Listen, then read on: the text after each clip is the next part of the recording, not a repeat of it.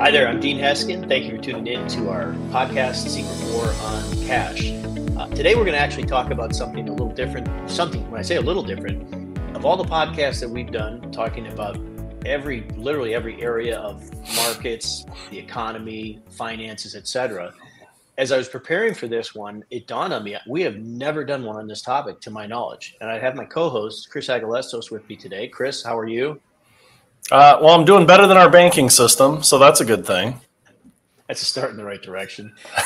So correct me if I'm wrong, and to the best of your recollection or memory, have we talked about derivatives ever before? No, not certainly not in depth like this. Yeah, there's been so many other issues that we'll say have been plaguing our markets, our economy, et cetera, that derivatives have just never popped up on the radar. And then these two things came up, and you look at these numbers, and derivatives have always been a very worrisome fascination, I'll put it, because no one, for the most part, totally understands exactly where their values derive from, where they come from. But by the same token, when you talk about derivatives, the numbers that you use to describe and explain what's in play, they're astronomically big numbers. Yeah. So getting right into it, on this article out of Wall Street Parade, the title, "The Fed and FDIC Wake Up Suddenly to the Threat of Derivatives." Now, that alone I found interesting. Wake up to the threat of derivatives. These things have been brewing out there like forever. Right. Then it goes on to say how it's flunking the four largest derivative banks on their wind down plans. But then you start looking at these numbers on this graph. If you're watching this, you can see the graph there on your screen, or if you're tuned in, you can find it in your link. But you look at like how these numbers are listed here, and this is in terms of millions of dollars. And I don't even know, let's see, I should have prepared a little better for this, but Goldman Sachs just used that total assets of $521 million. No, more than that. No, trillion. Yeah, they're using trillions here when they talk about derivatives. That's what's crazy about it. Yeah. So like, and then you've got their derivatives that is what, tenfold greater than that. Is that right? Yeah. Or is it tenfold? Is that right? Yeah. I think so. Tenfold greater. I mean, tell me, how does this math even work? Or do you know? I mean, what can you say, or what can you explain to even, and I admit, give me even a better understanding of this.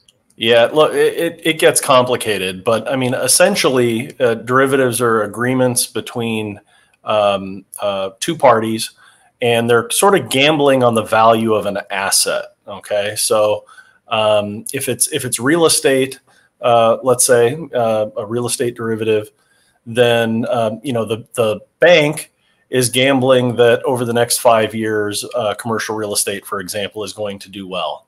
And the people holding the property are gambling that maybe it's not going to do well. And so they enter into this agreement where they try to sort of hedge and protect themselves. And one party is going to win and one party is going to lose. And maybe not completely. One is going to have an additional gain. One is not going to do as well as they could have. But so it's gambling. Okay. I mean, in my mind, it's gambling on the future value of these assets. But the challenge here is that they're gambling with our money, depositors' money. Banks are allowed to play this game, and we all know the banks get their money from our deposits. And what this report really highlights is that the banks just aren't adequately protected. And the Fed and the FDIC let the banks get away with this, and then when they screw up, like in 2008, derivatives were a major cause for the housing crash that we had. They give them bailouts, and so that's what's really frustrating here. And one big thing that they point out is that the top four big banks basically hold 87% of the derivative risk out there. And so again, we go back to too big to fail. If any one of these banks has a major problem, it's gonna cause a lot of trouble for the U.S. economy and depositors. Now, I will say I did see on there that Wells Fargo and Morgan Stanley were in a significantly better position than like, Goldman Sachs and Chase and Citibank and B of A. So it doesn't mean that, all the big banks are bad.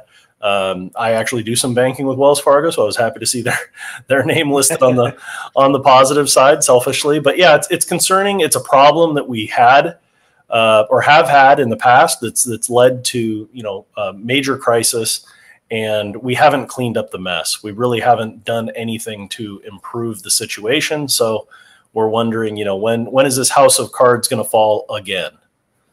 Sure. And that's, I mean, as the term would indicate, you talk about that's a crazy number that four banks represent 87% of the derivative marketplace. That number is just, I mean, that has to be so out of whack. And when you talk about like collusion, words like monopolies, et cetera, derivative, in part, why they use this word derivative to describe this asset is it's an asset that is derived from something that really is not fully understood or explained. But when you have four institutions that represent 87% of this marketplace, it's basically like me and you getting into an agreement with each other.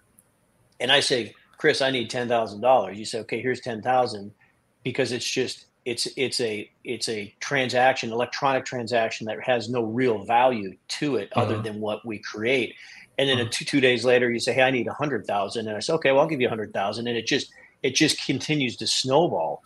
And that's where, this type of problem that they're now talking about, the Fed is now talking about, is very concerning. And so going into the next article here, this will make my part of this segment very easy, because they asked the question, and I'll just ask you, Chris. Goldman Sachs, their bank derivatives have grown from 40 trillion to 54 trillion in 5 years. Yeah, it's a pretty sizable increase. So the question they're asking here in this article, on the heels of the one we just discussed, is, so with this increase from 40 to 54 trillion, how did its credit exposure improve by 200%? In other words, like with any of us as consumers, if, let's see, at 40 to 54 percentage wise, what is that? Roughly a 30+%, I believe, increase, give or take. If we increase our debt by 30%, it seems counterintuitive that our credit score would improve.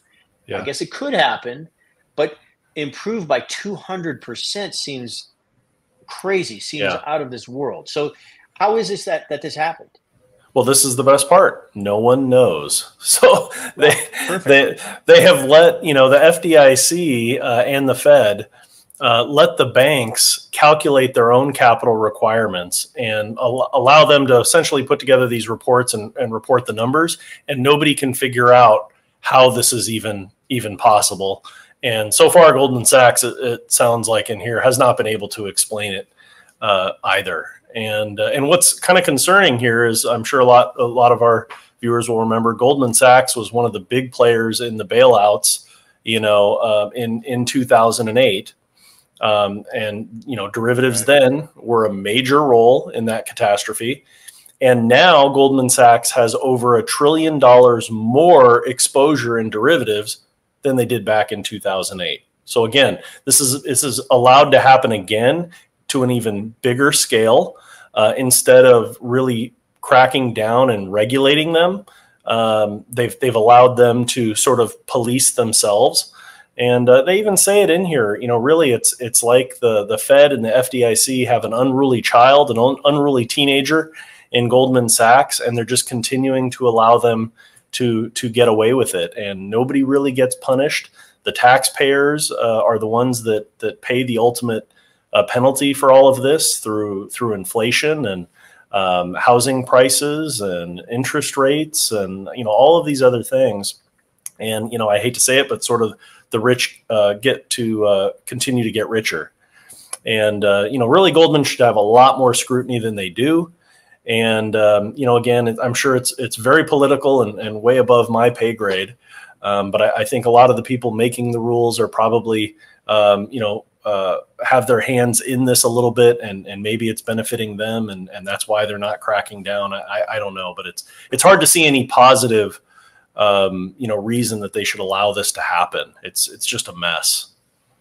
Yeah, and hopefully it stays a mess that's under scrutiny or watch, and somehow, some way, it doesn't become an even bigger mess. But there again, when you're talking about the derivatives market, just using Goldman swelling as much as it did, and with an increase, improving their credit exposure by 200%, that's the perfect gateway for allowing them to even swell that derivatives balance even further. So, right. Yep. It definitely interesting how this popped up, because it really has been kind of quiet. There have been so many other problems out there that this has kind of taken a back seat. Yeah. But just goes to show, even with some of the issues or topics we discussed and some of the problems that some of these experts are watching and saying that, hey, there are some big problems on the horizon. Just when you think you've got everything kind of figured out or isolated, like, okay, here's where the problems are, you're reminded, oh yeah, we got this too. And it just doesn't seem to stop. So yeah. Well, thank you for that, Chris. And for those of you tuning in, thanks for doing so. If you have not subscribed to our podcast, please do so. We look forward to bringing you more information like this in the foreseeable or near future. Have a great rest of your day. Thanks again.